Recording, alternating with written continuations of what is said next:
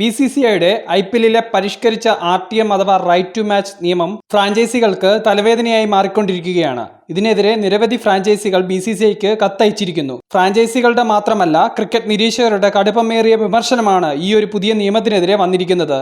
നമുക്ക് ഈ പരിഷ്കരിച്ച നിയമം എന്തെന്നറിയുന്നതിന് മുമ്പ് RTM എന്താണെന്ന് നോക്കിയാലോ. RTM അഥവാ റൈറ്റ് ടു മാച്ച് എന്ന് പറയുന്നത് ഈ ഒരു IPL സീസണിൽ 5 കളിക്കാരെ മാത്രമേ ഒരു ടീമിന് നിലനിർത്താൻ പറ്റുകയുള്ളൂ. അതിൽ 3 ഇന്ത്യൻ പ്ലേയേഴ്സും 2 ഫോറിൻ പ്ലേയേഴ്സും. പ്ലേയേഴ്സ് ആരൊക്കെയാണെന്ന് ഓരോ ടീമുകൾക്ക് ലേലത്തിന് മുമ്പ് തീരുമാനിക്കാം. പക്ഷേ അതിനുശേഷം ലേലത്തിലേക്ക് വരുമ്പോൾ ടീമുകൾക്ക് അവരുടെ കഴിഞ്ഞ സീസണിൽ കളിച്ചിരുന്ന ടീമിന് വളരെ മുതൽക്കൂട്ട് തോന്നുന്ന കളിക്കാരെ നിലനിർത്താൻ പറ്റുന്ന കാർഡാണ് RTM. ഒരു എക്സാമ്പിൾ പറഞ്ഞാൽ സൂര്യകുമാർ യാദവിനെ മുംബൈ നിലനിർത്തുന്നില്ല എന്ന് ധരിക്കുക. അപ്പോൾ സൂര്യകുമാർ യാദവ് സ്വാഭാവികമായും ലേലത്തിലേക്ക് പോകും. അവിടെ വെച്ച് ചെന്നൈ സൂപ്പർ കിങ്സ് സൂര്യകുമാർ യാദവിനെ 12 കോടിക്ക് ലേലം അവസാനിപ്പിക്കാൻ നിൽക്കുകയാണെന്ന് ധരിക്കുക.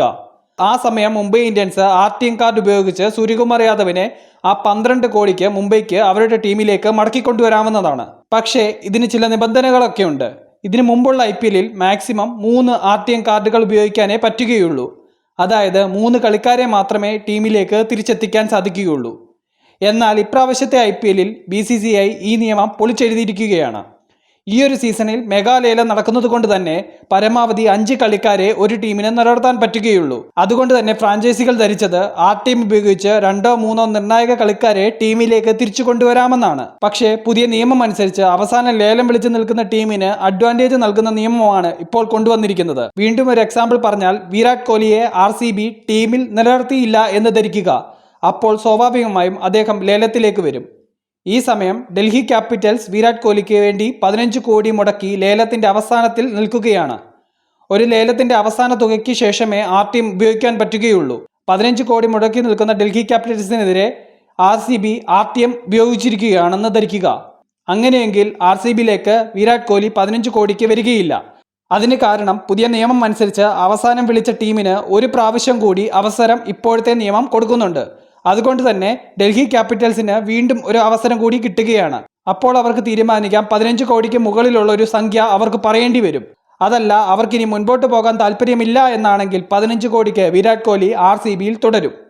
അതല്ല ഡൽഹി ഒരു 17 കോടി വീണ്ടും ലേലത്തുക വെച്ചാൽ വിരാട് കോഹ്ലിയെ പിന്നെ RCBക്ക് RTM ഉപയോഗിച്ച് എടുക്കാൻ പറ്റുന്നത് 17 കോടിക്കാണ്. ചുരുക്കം പറഞ്ഞാൽ RCBക്ക് 2 കോടി നഷ്ടമാണ് ഇതിലൂടെ സംഭവിക്കുന്നത്. ഇതുകൊണ്ടാണ് ഫ്രാഞ്ചൈസികൾ ഇതിനെതിരെ ശക്തമായി രംഗത്ത് വന്നിരിക്കുന്നത്.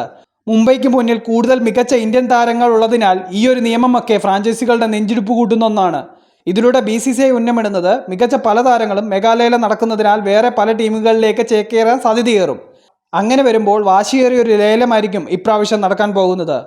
RTM കാർഡ് ഇപ്രാവശ്യം 6ലേക്ക് ഉയർത്തിയിട്ടുണ്ട്. BCCIയുടെ ഈ ഒരു പുതിയ നിയമം RTM കാർഡിന്റെ വില കളഞ്ഞു എന്നും ഫ്രാഞ്ചൈസികളുടെ ആത്മവിശ്വാസം തകർക്കുന്ന ഒന്നായി ഈ നിയമം മാറിയെന്നും ക്രിക്കറ്റ് നിരീക്ഷകർ കുറ്റപ്പെടുത്തുന്നു. നിങ്ങൾക്ക് എന്താണ് തോന്നുന്നത്?